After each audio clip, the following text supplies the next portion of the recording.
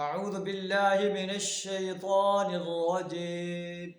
بسم الله الرحمن الرحيم.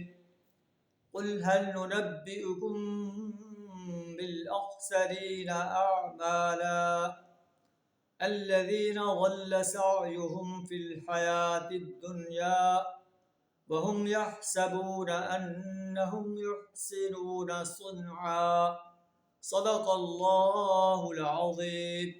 سورہ الکہف آیت نمبر 103 اور 104 آپ کے سامنے تلاوت کی، جن کا ترجمہ کچھ اس طرح ہے: قل اے نبی صلی اللہ علیہ وسلم آپ کہہ دیں، هل ننبئکم بالاخسرین اعمالا، کیا ہم تمہیں بتائیں کہ اعمال کے لحاظ سے سب سے زیادہ ناکام انسان، نامراد انسان کون ہے؟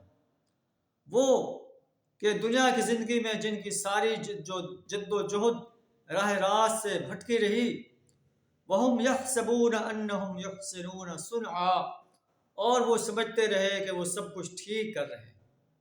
دنیا کے اندر اگر انسان اللہ کو چھوڑ کر اوروں کی پرستش کرتا ہے، اوروں کے بندگی اور غلامی اختیار کرتا ہے، انسانوں کی، فرشتوں کی، جنوں کی، بتوں کی، قبروں میں مدفون نیک انسانوں کی، مزاروں میں مدفون نیک انسانوں کی پرستش کرتا ہے، ان کی نظریں نیازیں چڑھاتا ہے، ان سے جا کر دعائیں مانگتا ہے، تو اللہ فرماتا ہے کہ ایسے انسان سمجھتا ہے کہ ہم اچھے کام کر رہے ہیں، لیکن اللہ فرماتا ہے کہ یہ اکثرین اعمال کے لحاظ سے سب سے زیادہ خسارے میں جانے والے ہیں۔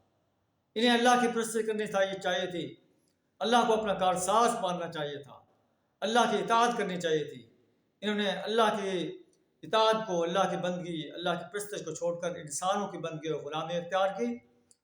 اولئک الذین کفروا بربہم، کفروا بآیات ربہم ولقائہ، ان لوگوں نے اپنے رب کی آیات کا اور اس سے ملاقات کا انکار کیا۔